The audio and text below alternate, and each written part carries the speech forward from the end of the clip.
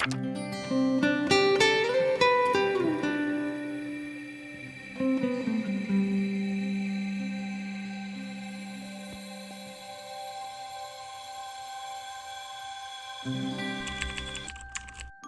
evening, spooks. Welcome to the video. My name is Jess. I put the J in JT Reads, and today I am going to be doing what I call a huge horror haul. Huge for me means I think I've got maybe 10 books that I have hauled in the recent months, and I would love to speak to you about them because I'm excited. I will be playing my TBR game to decide what I read in March, but I'm going to try and tailor my prompts so that I read these books. Because I'm in my horror era again. Did I ever leave? I probably didn't ever leave. I wish to read these books, every single one of them, maybe not in 1 month because that's quite a lot. I think I would then walk out of March slightly disturbed or slightly more disturbed than usual. But I definitely want to get my way through some of them because my TBR game is supposed to support me reading the books that are currently on my shelves and to limit me buying more. However, here we are with a book haul. I never said I was perfect. That's a lie. I am perfect, but also liked my books, so let's get cracking. First up, I have The Hollow Places by T. Kingfisher. If you've watched a previous video, are you impressed that I just pronounced that correctly? I don't know why I stumble over it every single time, but this time, no. And I have picked this book up because I have recently read quite a few T. Kingfisher books and I am obsessed. The most recent book I read was A House with Good Bones. I read it this month, just last week, and it was so good that I now wish to read everything she's ever written. I know absolutely nothing about it. I quickly did a little search and believe that it is a woman who goes to her uncle's house. She finds a portal. She goes through it, I assume, because what else would you do when you stumble across a portal? And she discovers horrifying, terrifying things. I've noticed that T. Kingfisher focus a lot on bugs and stuff, so I'm expecting there to be some bugs. I believe this was nominated for one of the best horrors in 2020. I don't believe it won, which T. Kingfisher not winning, a travesty, but I'm expecting great things. So although this wasn't on my 5-star predictions because I didn't realise I wanted to read it until just now, I imagine this will be a 5-star read for me. I think everything else I've read by T. Kingfisher has already been a 5-star, so the odds are ever in your favour. Is that the quote? I can't remember. Next up we have Crossroads by Laurel Hightower, and I think I have seen both Jordaline on YouTube and also Katie Colson talking about this book, and it is supposed to be a very similar tale to Pet Sematary. Pet Sematary I loved. I have it on my shelf. I read it over a decade ago perhaps, and I love the film. It horrified me when I was a small child, and I have never recovered. However, it's a great story, a great concept. I love the idea of people coming back from the dead, not in real life, just in my fiction, please, before I, jinx myself. I love, in fiction, people coming back from the dead, not quite the same way they were when they were alive. Something about that, it titillates. I am titillated. Crossroads is a gripping, deeply emotional ride. From its very first sentence to its shattering finale, this novella held me spellbound. If you aren't reading Laurel Hightower, you're missing out on one of horror's brightest rising stars. Also, it is very, very short. Definitely a novella. I'm very excited to read this one. I'm not sure I'll get to it in February because I've got quite a meaty list of books to read for my TBR game, thank you very much, but would like to get through this one in March because it is a nifty little read, could probably get through that in an eve. Next up we have Near the Bone by Christina Henry, and again I believe that I got this recommendation from Jordaline or Katie Colson, I'm saying because I cannot remember which two of my favourite booktubers for sure. I have done a little research on this one because I believe it is a horror and I believe that there are supernatural elements at play, but I also think it is deeply rooted in domestic violence, so I am very intrigued about reading this one as more of the real horrors that exist in the world.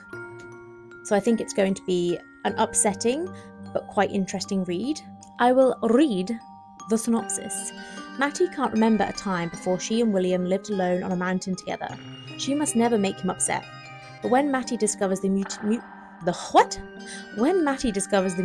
body of a fox in the woods, that's going to upset me deeply, she realises that they're not alone after all. There's something in the woods that wasn't there before.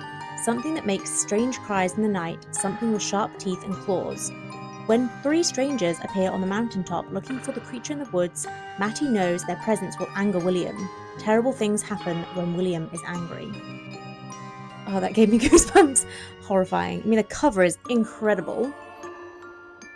Next up, I have Bloom by Delilah S. Dawson. And the tagline for this is, "When sweet romance turns deadly." And may I just say, this is not just any romance, this is a sapphic romance. Sapphic horrors? Have we learned nothing from She Is a Haunting? Sapphic horrors are where it's at for me. Huge fan. And I believe the premise for this is, our protagonist Rosemary meets a woman at the farmer's market and she is perfect. She is pretty. She sells soap. She sells, I don't know, cupcakes. Am I making this up? She is dressed, in my mind, head to toe in pastel colours. She's a sweet, sweet woman. And Rosemary becomes deeply obsessed with her. And then horror unfolds when Ash becomes deeply obsessed with Rosemary back. And I don't know where it's going to go, but I'm curious and I'm excited to see. Witness the cover, sapphic longing with a dash of darkness. The perfect recipe. Delicate murderess. Lush cottagecore setting.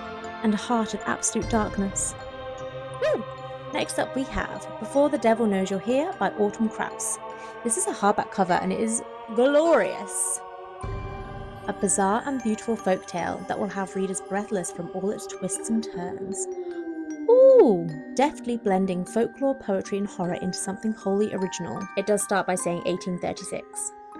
But we're going to ignore that and move along. So judging from the synopsis, what we're led to believe is a young woman, Catalina, her father passes away, tragically, and as soon as he passes away, a creepy little creature man comes out of the woods. Let me tell you what this man looks like. A man covered in bark, leaves growing from his head and sap dripping from his eyes? His eyes? Before Catalina can stop him, he scoops up her brother and disappears. He just, whoop, and off he goes. What? And in his wake he leaves a bird with crimson wings. So she grabs a knife and she follows that bird to rescue her brother from what I can only imagine is going to be the deepest, darkest depths of horror. In the woods, nonetheless. Fab! Next up we have Maeve Fly by CJ Lead, and I have seen this everywhere on BookTube. Every horror reader seems to have read this book. Why am I the last? I will rectify at once. I want to go into this one knowing very little. All I do know is that Maeve is by day a Disney princess. I'm assuming Disney princess. They don't say Disney princess, but I'm assuming she's a Disney princess. So she has to be light and fluffy and jolly all the time. And then at night, I think she turns a little sinister. I think she takes herself to local bars and has a little snacky snack on other humans. That's what I'm led to believe. And I will be accepting no more information. I would like to go into this willing and ready to be disturbed. I don't want to know the premise. And I have managed to avoid spoilers up until now, so let's keep it that way. Again, fantastically horrifying cover. Great. Next up we have White is for Witching by Helen Oyeyemi, and Goodreads actually recommended this to me. Thank you, Goodreads. In Goodreads we trust. It's like, hey, you enjoyed this, you'd like this. And every time I trust, and every time they're right. Let me just read to you this sentence from the back, because if that doesn't entice you to read this book, I don't know what will. So basically, the protagonist's mother passes away and she moves into this big old creepy house, and this is what it says. In this place where apples grow in the depths of winter and secret floors are revealed in the night, she starts to eat chalk and to hear voices, and then she slowly begins to disappear. Where are you going, Miranda? Where are you disappearing to in the floors that move and the apples that grow in the middle of winter? Why are you eating chalk? What voices are you hearing? Are you not hooked? Are you not entertained? Are you not entertained? It signs off by saying, only the house has the answer, and in this spine-tingling tale of magic and memory, the house isn't telling. Okay, house, you're well within your rights. Next up we have, woo, I'm so excited, What Feasts at Night by T. Kingfisher. The sequel to What Moves the Dead, which I loved. That's 2 T. Kingfishers in one haul. I've said her name so many times and haven't stumbled once. I love the font, and it's the N is just really, it's working for me. Oh, my finger got stuck. It's really working for me. I loved What Moves the Dead. I rated it 5 stars. I read it, I think, in December, possibly November. Maybe it was November. And I'm really excited to read the sequel. I know absolutely zilch about it and wish to keep it that way. I'm not even going to open the first page and tell you what it says because I don't want to know myself. So if you wish to know, you're going to have to look elsewhere. Sorry. But I'm really excited. I can't wait to read this. I'm aiming to read this in March if the TBR game is willing. Love it. Next up we have Eyes, Guts, Throat, Bones by Moira Fowley. What a title, first of all. I have added this book to my basket so many times and then removed it because it's expensive. And I ended up them accidentally buying it twice. Make it make sense. But luckily, Waterstones were kind to me and let me cancel my order. And I actually ended up buying this from my local bookstore in Norwich, my favourite bookstore there ever was, the Book Hive. Highly recommend. If you are ever local, or if you do live local, hi, by the way, if you do, why aren't we friends? But if you ever visit Norwich, Norfolk, UK, the Book Hive, maybe while you're there, pick up this book. I'm just going to read you the back because I just need to read it. Her face itches, deep frizzen at her hairline, tingle of burn along her jaw. She hooks her nails right in, digs up and under, shuddering like she's coming, breaths fast and hard. She gives one of those belly groans, fingers working faster, deeper in under the skin. Her whole face peels off, and it's like a benediction. What the fluff? I believe it is a short story collection that explores our darkest impulses and our deepest fears. Wow. Last but not least, we have And Then She Fell by Alicia Elliott. This is a chunky chunk, and I'm deeply obsessed with this cover. The blue pattern, stunning. She is heavy. What I believe this to be about is as follows. A woman has seemingly the perfect life. She's just given birth to a little baby. She has a lovely husband. They are well off. They move to a neighbourhood, and things start happening, as they always do.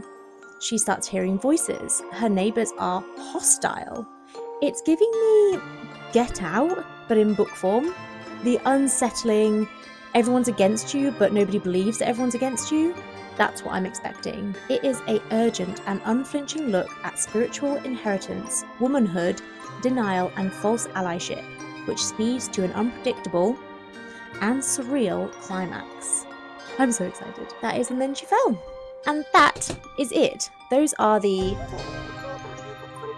10 horror books I have recently hauled that I am thrilled and excited to read. Hopefully some of them will get read in March. The rest I will litter across, I was going to say quarter. Ew! Why does the accountant in me rear its ugly little head? Disgusting. If you have any horror recommendations that you would like me to pick up or you think that I would enjoy, as always, please drop them in my comments.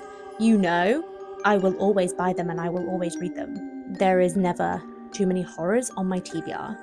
There's never enough, in fact. Bring me all of the horrors. I hope you enjoyed the video. I hope that your evenings, your weekend is filled with love and joy and horror in fiction form only. And I hope to see you in a video very, very soon. Thank you so much for watching and for engaging and for liking and subscribing if you haven't already. No pressure if you haven't.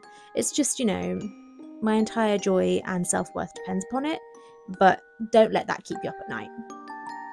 Thank you so much. Love you. Bye!